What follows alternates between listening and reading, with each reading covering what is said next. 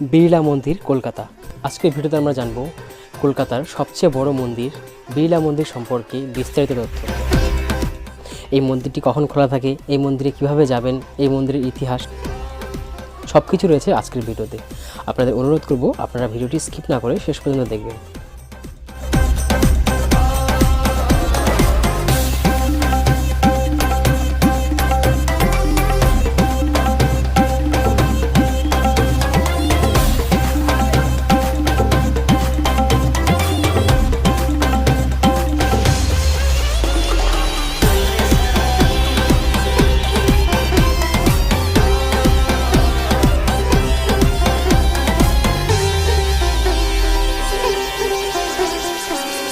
Marble পাথর দিয়ে নির্মিত এই মন্দিরটি ভুবনেশ্বরের বিখ্যাত লিঙ্গরাজ মন্দিরের আদলে তৈরি।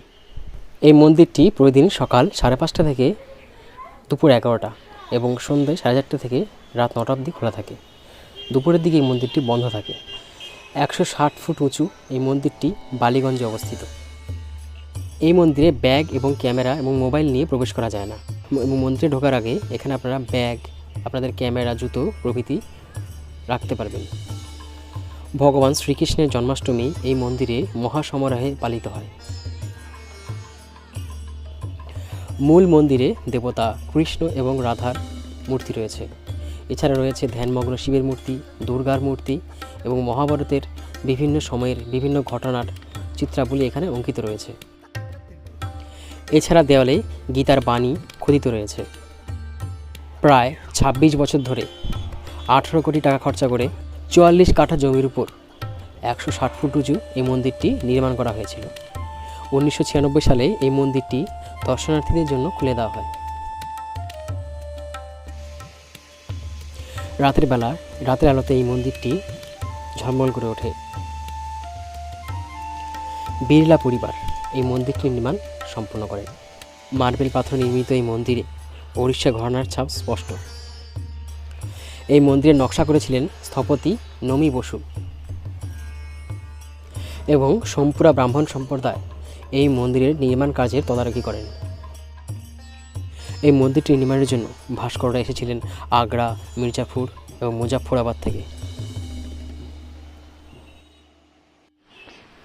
দরজার উপর রূপোর কাজ, থামগুলির মাথায় সূক্ষ্ম সূক্ষ্ম কারুকার্য এবং গর্ভগৃহে কাচের ঝাড় এক কথায় অনবদ্য।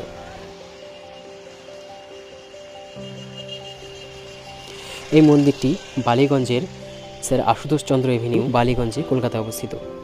এটি লক্ষ্মীনারায়ণ মন্দির নামেও পরিচিত। বিড়লা মন্দিরের নিকটতম রেল স্টেশন হলো যতীন দাস পার্ক এবং ভিআইপি বাজার, যেটির নির্মাণ এখনও কমপ্লিট হয়নি। এটি কলকাতা বিমানবন্দর থেকে 16 কিমি দূরে অবস্থিত এবং শিয়ালদা রেল স্টেশন থেকে মাত্র 5 কিলোমিটার দক্ষিণে অবস্থিত। বালিগঞ্জে যে রেলওয়ে স্টেশন আছে তার থেকে মাত্র 1.5 কিলোমিটার দূরে অবস্থিত। এখানে যদি আপনারা যেতে চান, শিয়ালদা থেকে সহজে বাস পেয়ে যাবেন এবং বালিগঞ্জ স্টেশন থেকে নেমে আপনারা হেঁটেই এখানে চলে যেতে পারবেন।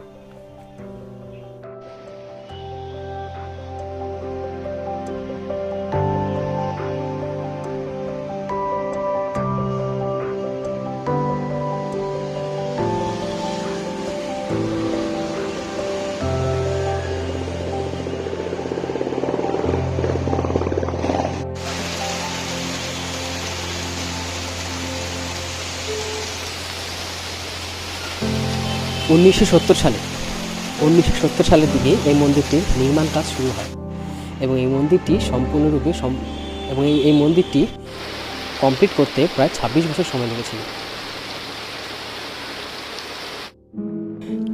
মূল মন্দিরে রয়েছে রাধা এবং কৃষ্ণের মূর্তি।